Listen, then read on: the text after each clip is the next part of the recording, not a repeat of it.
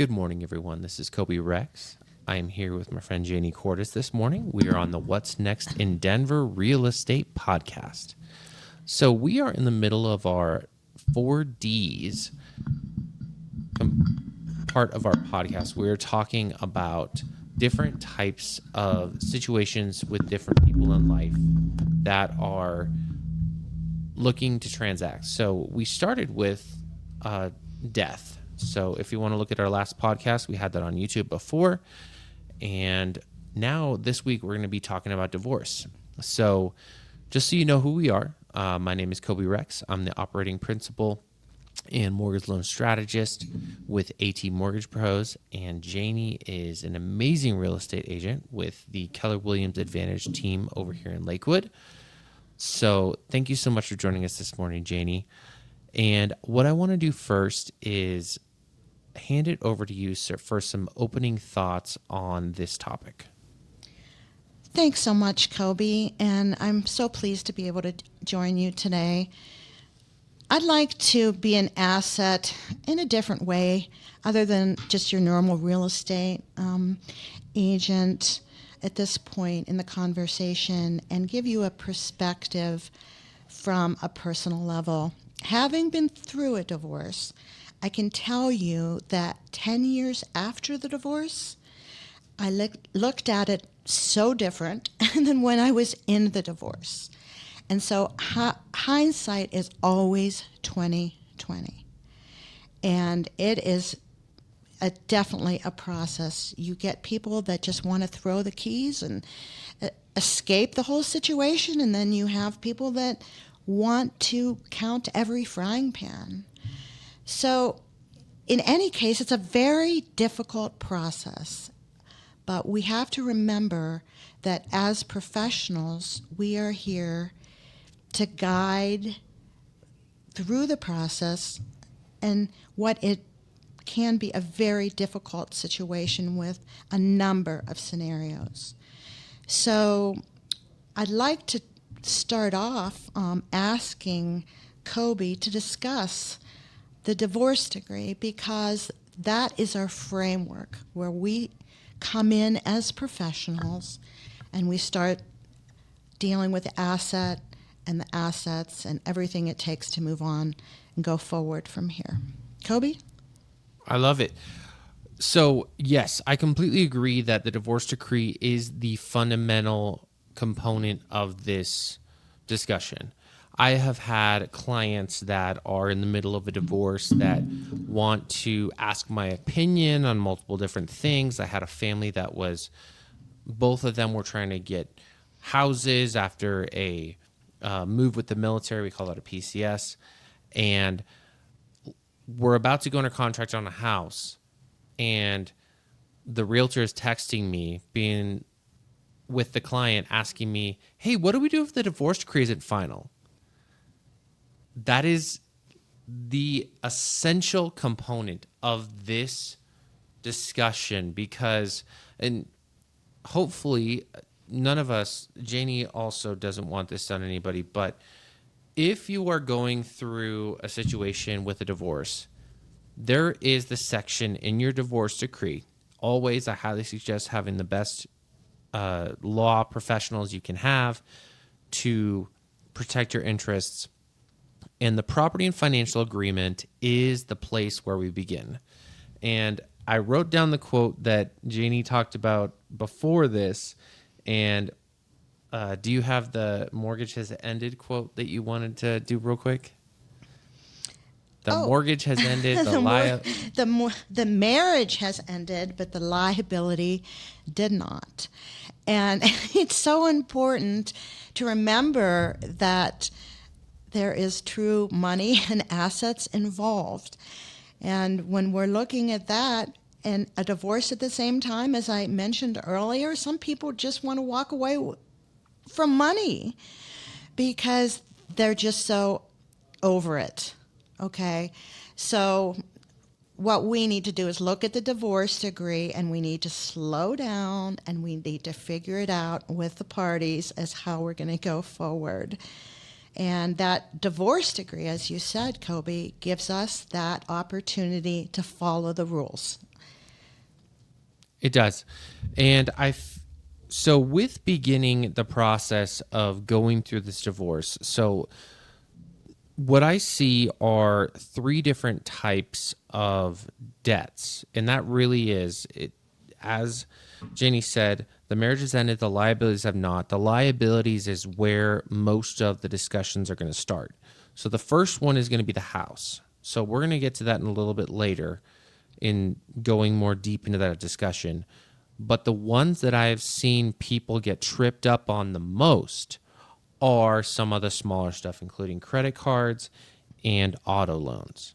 Those are the two for me. I had a client that was in Jacksonville, Florida, that we were into underwriting. I gave them their pre-approval letter. Everything looked so good. And then we did a judgment and liens report with title. That isn't required for the initial pre-approval. And a $12,000 debt surfaced. And then we're in a whole discussion of, oh, my ex-wife, she had this credit card. She said she was going to pay on it, and she didn't. Now this judgment, they didn't in the divorce decree separate that and delineate who was responsible for that. So now we're 8 years after this, and we're still dealing with an old credit card. We can't close until this judgment is either separated or settled. We're 10 days from closing, and we had to terminate. It was an exceptionally difficult situation. Another one that I've also seen is with auto loans. So with auto loans, I had a client down in Pensacola, Florida, that was dealing with a situation where they were at a 2-year mark in the divorce decree. Talk about all the things that are in a divorce decree. The divorce decree said within 2 years, they had to refinance the house. So we're at 1 year and 9 months. We've been waiting for interest rates to get as favorable as we could, and we got it.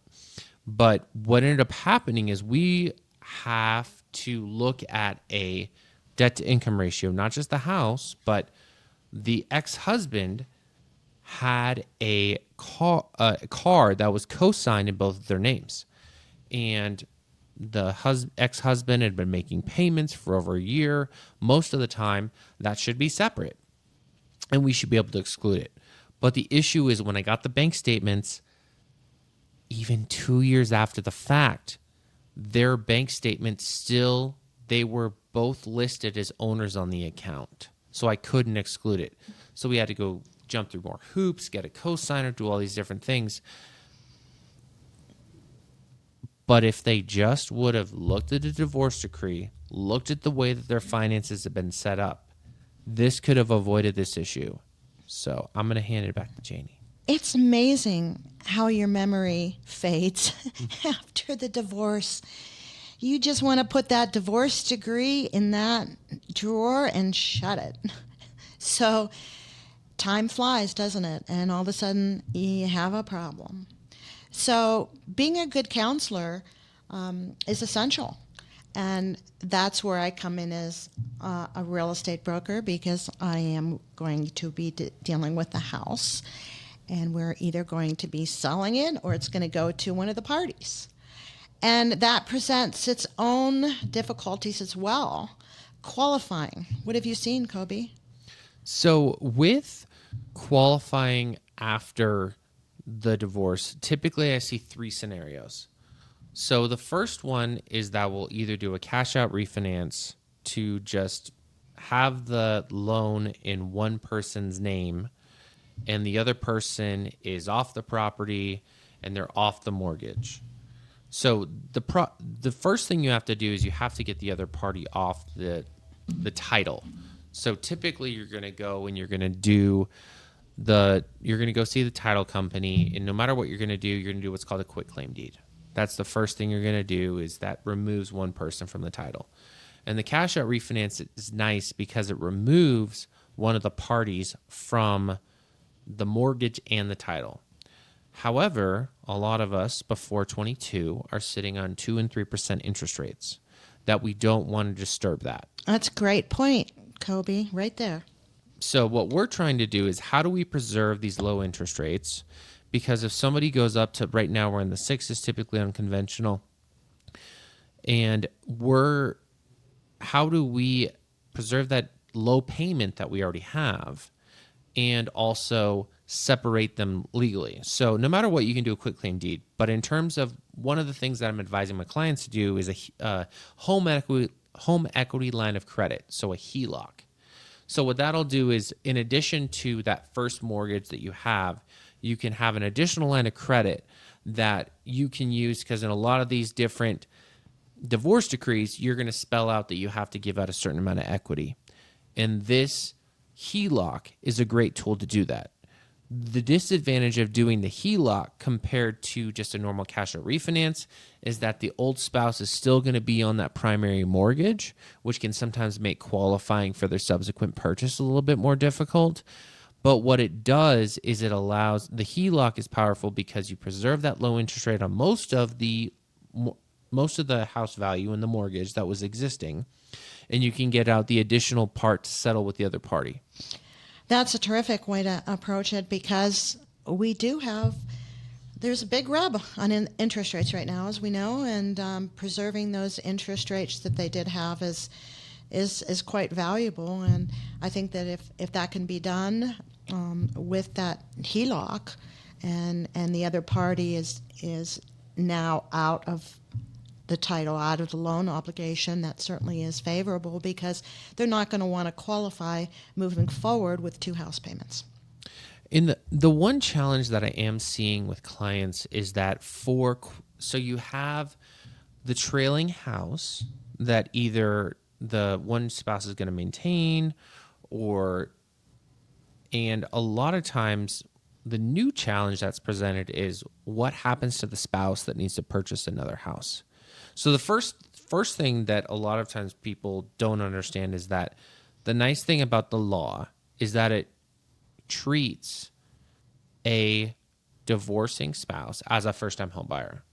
So there are certain first-time home buyer credits. There are certain statuses you get as being a first-time home buyer that if you are going back out into the market after having to be in a divorce, especially for conventional loans, typically if you're not a first-time home buyer, you have to at least put 5% down, whereas you can put 3% down as a conventional home buyer.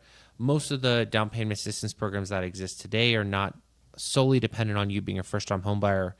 But what I'm seeing that's difficult sometimes with, especially let's say that the wife was a stay-at-home mom, and in the divorce decree, they're going to be getting alimony and child support. The difficult thing with the child support and alimony is many of the guidelines, and guidelines can by the time this goes out, the guidelines could change. With many of the guidelines, you need to, after a divorce decree, show 6 months of payments before on-time receipt of getting the terms of that divorce decree with the alimony and child support before I can use that as income.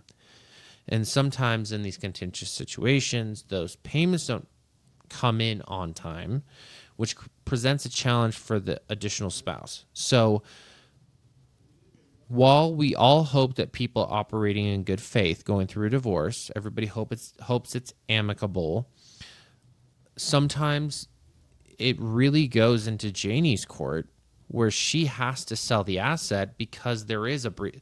Many times a divorce happens because there was a breach of trust. And Janie becomes the person that when you're going through, you receive that call that says, hey, we're going through a divorce, we have to sell the house. How do you handle that? Well, as I said prior, there are so many different scenarios that come up. And I can give you an example. I had a client, they were already divorced. One of the spouse was staying in the house, retaining the house. They were raising children. So that is a lot of the scenario that we see, is for the stability of the children, one spouse remains in the house, which is so favorable, because in that kind of transition, you want to keep things as light and calm and not disruptive to the children. So important. We all know that.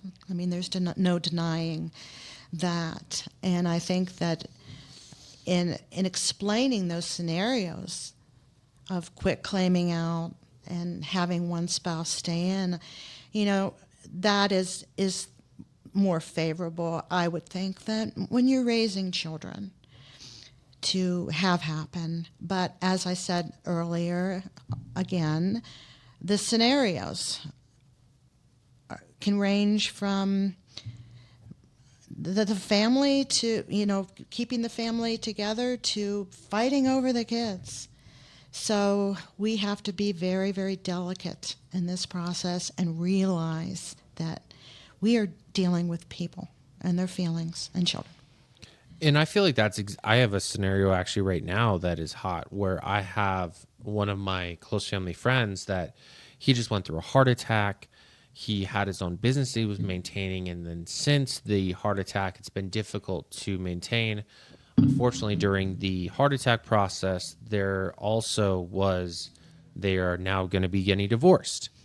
And because they had their own business, were light on finances, they're also going through a bankruptcy at the same time. So that's tough. There's so many components that can happen that it was the biggest. One of my pet peeves when going through this divorce process is I hear from many people, it's amicable. Everything is, we care about the kids. I'm watching my family friend having to see his kids being dangled over his head as some sort of puppet to get him to do what they want with the opposing lawyer. Yikes.